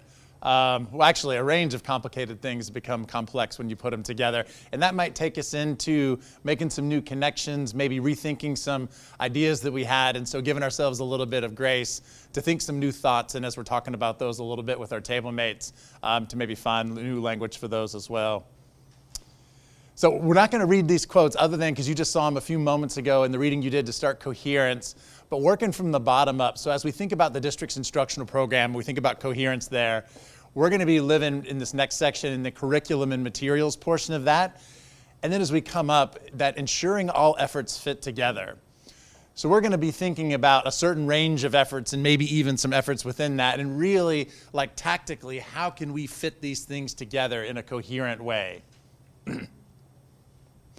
So if you've been in sessions with Misty and me of late, or even if you were in March Leadership with us here last year, you've likely seen this graphic. So it's one that we adapted from Rivet Education. We're going to work it a little bit differently today. We're going to start at the very end, so those outcomes from ongoing implementation, sustainability and refinement. To say a little bit about sustainability, we would say that sustainability is really dialing in those systems, structures, and processes so that as we're laying on some additional complexity, we're able to continue to operate efficiently. We're going to be thinking here mostly about refinement, however. For refinement, we would say that this is where we're really optimizing how your HQIR is functioning within your local curriculum in order to maximize improvements in the student experience and student outcomes. So to get ready for that refinement that happens in ongoing, we're going to see what is the contribution that each of those stages needs to make so that we're ready to do refinement well when we get to ongoing. And we've got a lot of districts, depending on the content area, that really are, even as you look through the curriculum implementation framework, that really are in ongoing and ready to take up that work.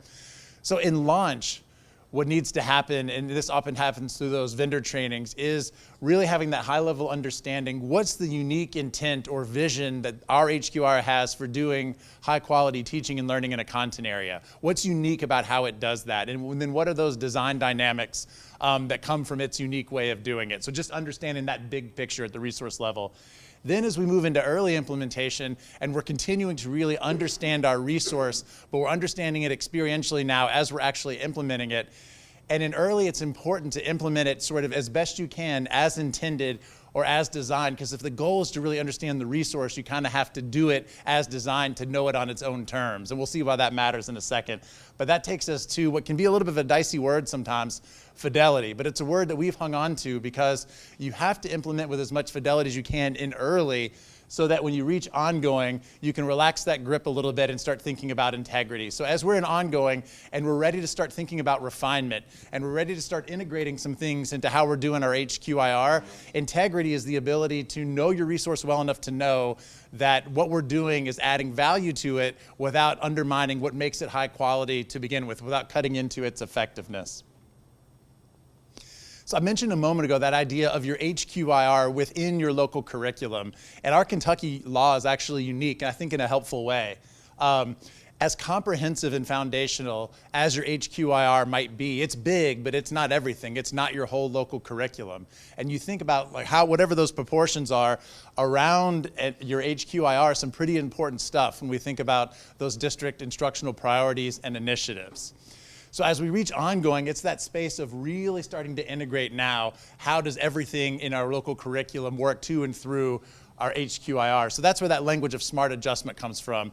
As we're integrating these other instructional priorities and initiatives, smart adjustments are where we have those refinements that really are adding value to what our resource is doing for us without compromising its integrity, without cutting into its effectiveness. And as we're doing this integration, we're having this local curriculum really be optimized. That's where curricular coherence comes in. And your instructional vision can be so important. So how do we bring these parts together in a way that really makes sense and takes us where we want to go? That's what our instructional vision is good for, because it really is, what do we want to do? Why do we want to do that? How do we want to do it? And what should it produce? And with that instructional vision, it can help you maintain curricular coherence as you're bringing those pieces together. So that language of smart adjustments, for those of you all that have been using the curriculum implementation framework, it shows up in some of the responsibilities there. It's in our internalization protocols. Here it is in the curriculum-based professional learning guidance document as well. The last tool that we'll call attention to, but we won't actually dig into today, is and it's got a right on the nose name, the Adjusting High Quality Instructional Resources tool. It really is as short and sweet as what you see there.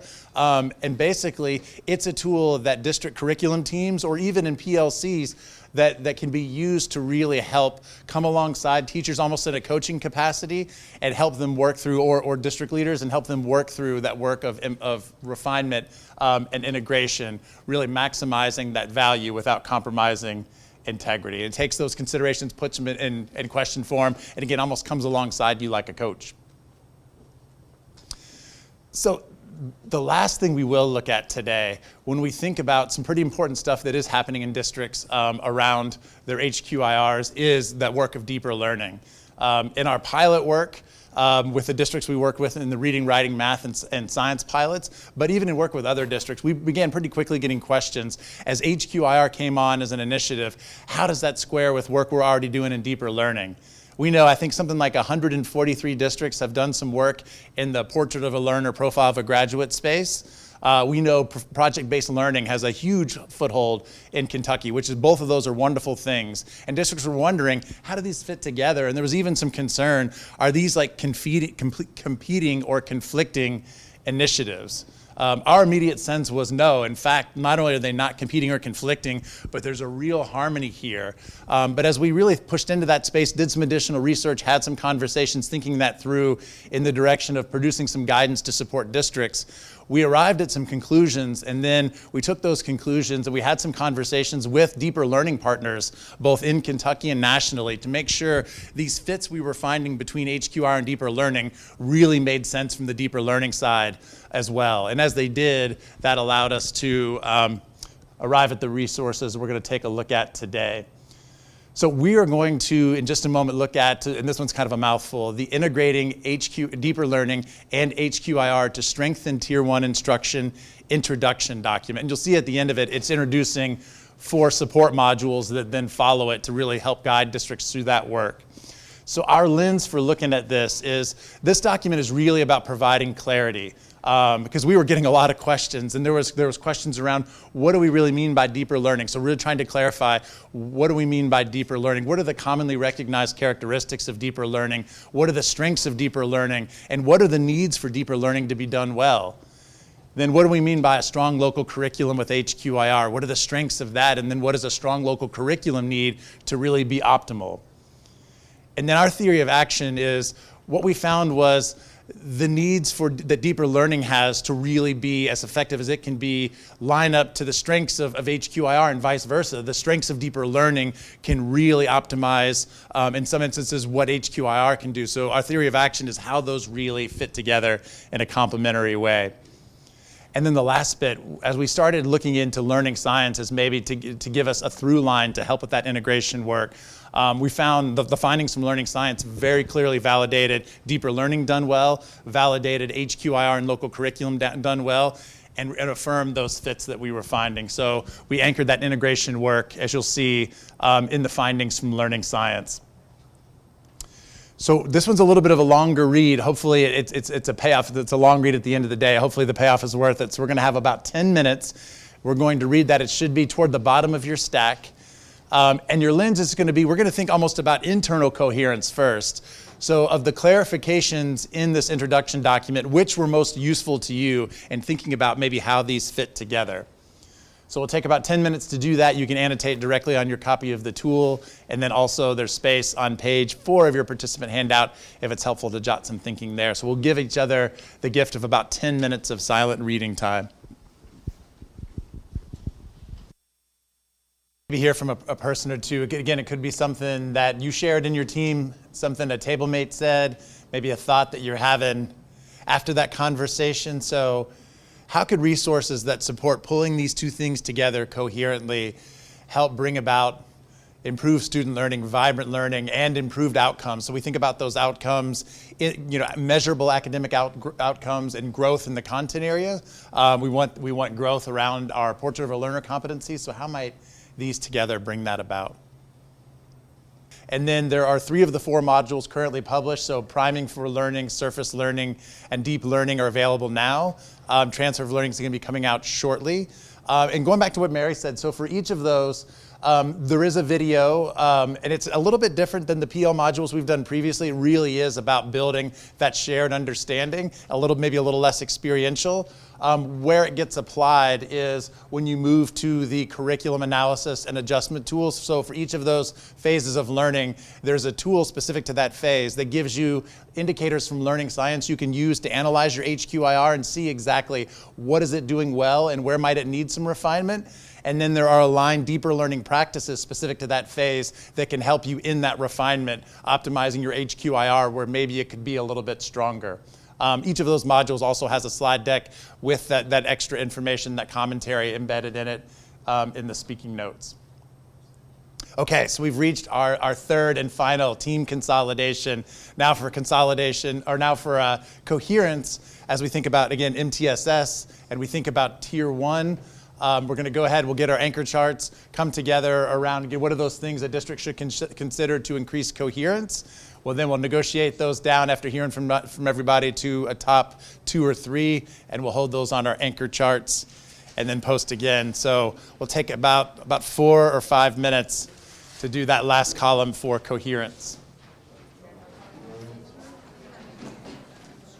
I think they are all posted now, so if you want to get a few final steps in during our time together, gallery walk a little bit. If there's some parts of the room or some posters you have not visited yet, we can do that. So we'll take just a minute or 2 to do a little gallery walking, see what other teams held for coherence.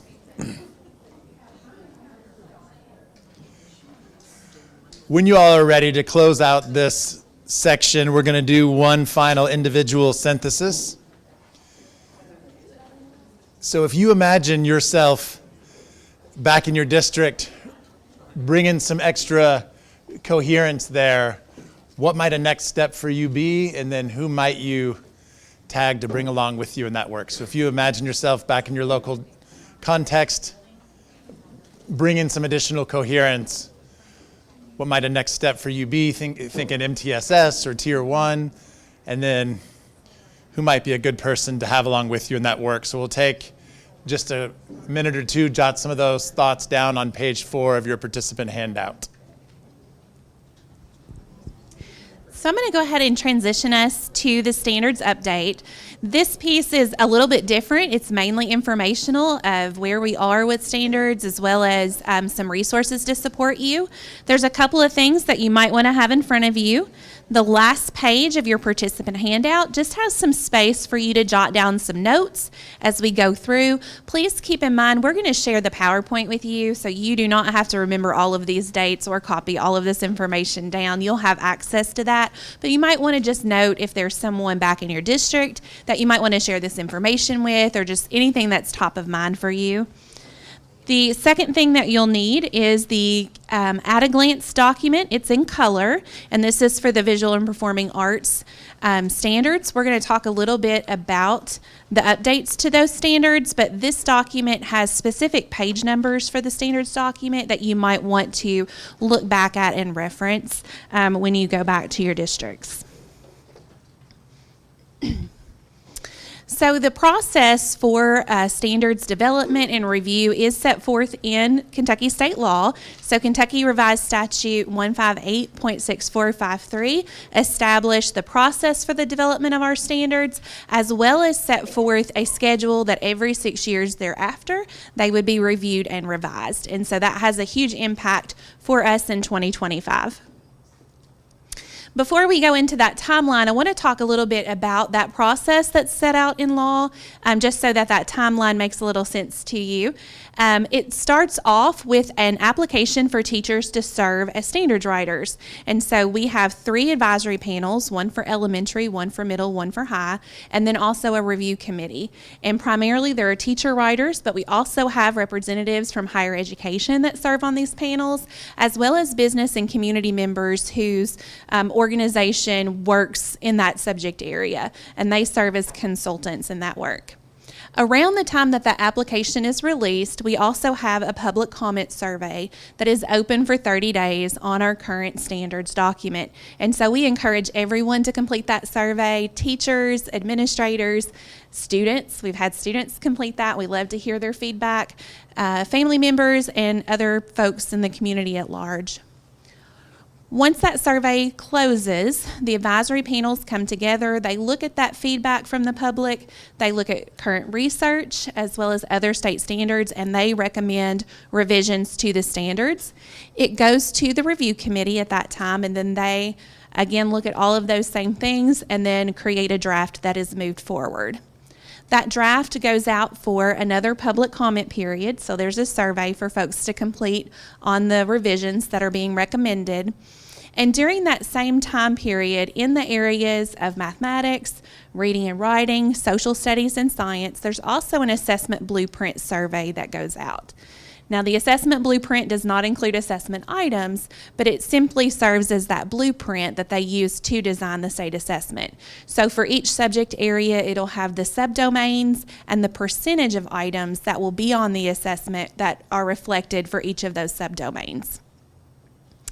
So once those surveys close, the advisory panel comes back together. They look at that last round of feedback, and they recommend any final changes to that draft standards document, as well as to the assessment blueprint document.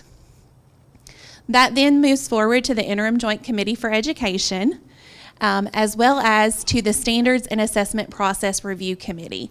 And that committee is outlined in statute, and it simply looks at the process required by law, the process that was followed, and just make sure that it was followed as designed in law.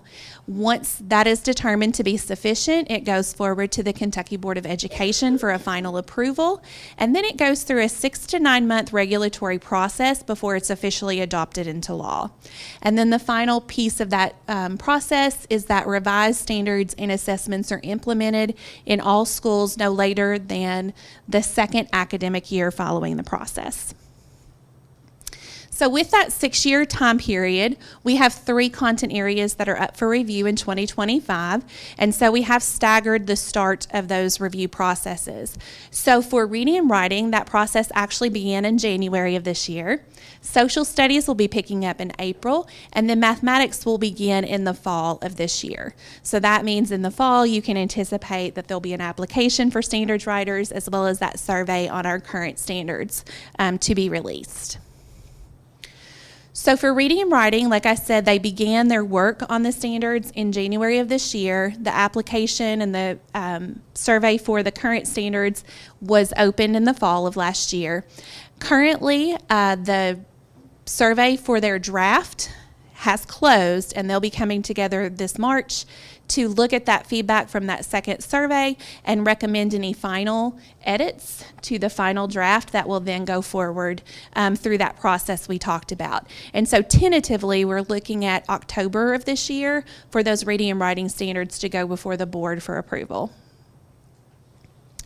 For social studies, they're just beginning the process, so the application is open for teachers to serve on the assessment review committee. And there is a slide, I'll click to it in just a moment, that you can click on that link if you have teachers that might be interested in serving on the committee. I will say it's really hard to have teachers out of this school building, and we understand that. Even we do reimburse for subs, but we also know you got to have subs to be able to pay them. So we do understand the challenges. But I do want to say, if you've released teachers to be a part of this process for any of our content areas, we deeply appreciate your partnership. And I will say, watching teachers come together around other folks that are really passionate about their content area, it's some of the best professional development that you can have. So they come back with a very intimate understanding of their standards and why they are designed the way that they are. It's really great to see them come in on the first day, just learning about the process, and then by the last day, they have this really rich network and community of other professionals across the state. It's just really great to see. So if you have folks that you feel like would be great for this work, we do encourage them to apply. We also have the survey that's open for our current standards for social studies, and that will close on April 2nd. And then the committees will be coming together in April of this year to begin reviewing that feedback and recommending changes. And I've also included this slide here as well for the survey for the current standards for social studies. So that link, you can share it with folks that might be interested in providing feedback. Again, the survey is open to leaders, teachers, students, families, other members of the community. I do want to talk about the standards for health education and physical education. So these have been in development for quite some time now. And then this March, they will be finalizing the updates to the standards. So the second survey has closed, and then tentatively we look to bring that forward to the board in June of this year. And then finally, we'll talk about the CAS for Visual and Performing Arts. So these standards were fully adopted into law in October of 2024, which puts the classroom implementation year in 25-26. So one of the things that really was noticeable was that desire to remain aligned to the National Core Arts Standards. So those were updated. So our standards are updated to align with that, so your teachers can access those national resources as they're implementing them. There is a front matter that was added, and then you'll notice there's some color coding that really supports teachers in navigating the document, and they're really arranged around these four artistic processes. So creating, performing, producing, and presenting, responding, and connecting. And so that's color coded all throughout. You'll notice that the document is now organized by discipline. So if you were a music teacher previously, you had to go into first grade to grab your music standards, second grade to grab music standards. Now you can just print them off into one document and have all of your standards together. There are 11 anchor standards that are common across all disciplines. So your music teacher, your art teacher, they can have common conversations around their standards because the anchor standards are very common and the artistic processes are the same as well.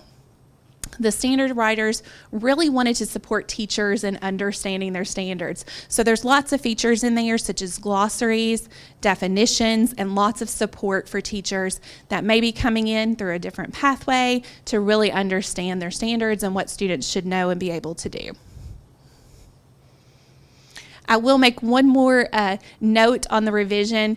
The digital version of that has lots of support in there for you to be able to navigate. So there are key vocabulary that are mentioned. You can click on that and it takes you to the glossary so you can see that discipline-specific definition, because we know in those different disciplines, things may mean different things. So it's giving you that discipline-specific definition of those vocabulary words. I'd like to take a moment to look at the vision statement that the writers had for visual and performing arts. So that's at the bottom of your participant handout. If you take a moment, just kind of scan through that, underline or highlight words or phrases that really support the vision of what good arts education should look like in Kentucky. I think one of the things that's really powerful is that last sentence where it really talks about inclusivity and growth of all students and encourage the development of authentic, lifelong connections to the arts as consumers, curators, and creators. So we know not every student's going to be a musician, not every student is going to create works of art that may hang in a museum or even be an arts educator, but they can connect with the arts through those artistic processes and have opportunities to do so. Again, I want to visit the standards layout. So these buttons at the top have those 4 artistic processes, and those are common no matter which arts discipline you're looking at. They're all color-coded and have that similar layout. And so let's look at an example standard up here. So in the top left, there is a button that has the discipline at the top. So this is a dance standard, the artistic process you're creating, and then the process component. They're exploring the standards. Then over in the right, there's foundational information, the anchor standard, the enduring understanding, essential question, and key vocabulary. That information is there to really support the teacher in understanding the standard before they really get into the instructional piece. That middle layer is the standards information, so the grade level, proficiency level, the standards coding. Again, there's standards language and key vocabulary, and you can see it across those 3 grade levels, so they see that progression. And then the bottom portion is, again, another area to support the teacher's understanding. So there's clarification statements that help the teacher understand what this looks like in practice for their discipline. Not every standard has a clarification statement, but there is at least that box. So as they're kind of working through their professional learning, they can kind of add their own notes in that section as well. So we have a few resources to support you in supporting your educators to transition to the new standards. One is that at-a-glance document that we shared with you. It's also digitally available on kystandards.org. And again, it gives you that high-level overview of what those shifts in the standards were, as well as the page numbers more specifically. We also have a professional learning module called Getting to Know the CAS for Visual and Performing Arts. If you have a PLC for the arts, then the PLC can lead that module. There are facilitator notes in the notes section of the PowerPoint, but also if you have a singleton, they can also walk through that asynchronously and still have access to that learning. There's 3 modules. The first one is understanding the architecture and the components of the new standards. The second one really goes into those artistic processes and understanding what those are. And then the final one is really understanding those 11 anchor standards. So you can deliver that as a professional learning in the summer if you have a full team, but also if you have a singleton, they can kind of work their way through it as well. We do have another resource that will be coming in the next few months that we're really excited about, and it's the interactive VPA. This one is for responding to the arts. So we have a partnership with other organizations across Kentucky that support the arts, and they came together to help develop some teacher notes that are aligned to the new standards that kind of give teachers a glimpse of what the new standards should look like in practice. They're very engaging, very exciting. So these ladies up here kind of demonstrating how to use a green screen, and there's like teacher notes and things like that to support educators to bringing that to their classroom as well. And with that, I'm going to hand it over to Misty. And I get the pleasure of starting to wrap up our day. So it looks like we're actually going to get out of here a few minutes early, which I'm sure no one will complain about. But coming back to the 3 practices, when you first read those this morning in the executive summary, my guess is that these practices were not a surprise to you. Like, they make sense to us, but the key word that came up over and over is intentionality. Are we being intentional with these practices in our school, in our district, and throughout the system? And you've also probably noticed throughout the day that there's a lot of overlap. There are places where these practices are going to intersect and actually reinforce each other. So as you work to get better in one area, it's going to support the others as well. And so what we would say, it's all about going back and thinking, which one might you need to initially prioritize in your district, in your local context, knowing that it's also going to help support the others. Back in the executive summary that you read this morning on page 10, TNTP offers 4 recommendations to leaders to help every school become a trajectory-changing school. And I was in a webinar, I think it was about a week and a half ago, and they also happened to be framing around the opportunity makers. And one of the things they said in there that just really resonated with me, kind of put this in perspective. So these trajectory-changing schools, through doing the practices we've talked about today, their intentionality around them, they were saying that in that 1.3 years of growth every year, that means that a student who might come into 3rd grade a year behind, by the time they're in 6th grade, they're on grade level. And you have potentially changed the entire trajectory for that particular student. And they're doing this for all the students in their building. The other thing that I would just quickly say, TNTP also offers some guiding questions.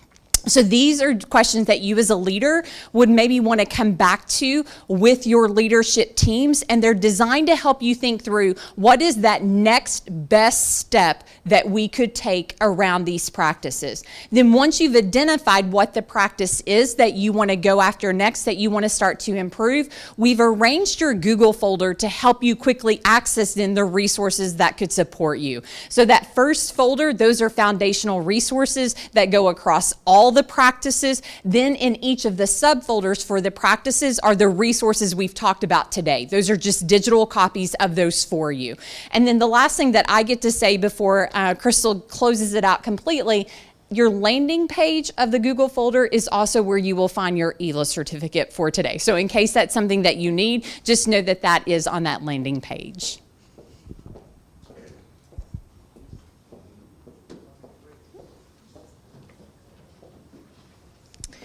So we do want to hear from you about your experiences today. There is a survey up there. We'll also share the link with you in the follow-up email along with the PowerPoint. But we love your feedback on today's session. I'll leave that up there for just a moment and give you some time to complete that. And again, we want to thank you for your time today and your engagement. We know it's a really challenging time to be away from your schools and districts, and we just appreciate you sharing some time with us today. If you have any questions, our information is up here on the screen. We'd love to hear from you. Feel free to reach out, and we hope that you have a great day.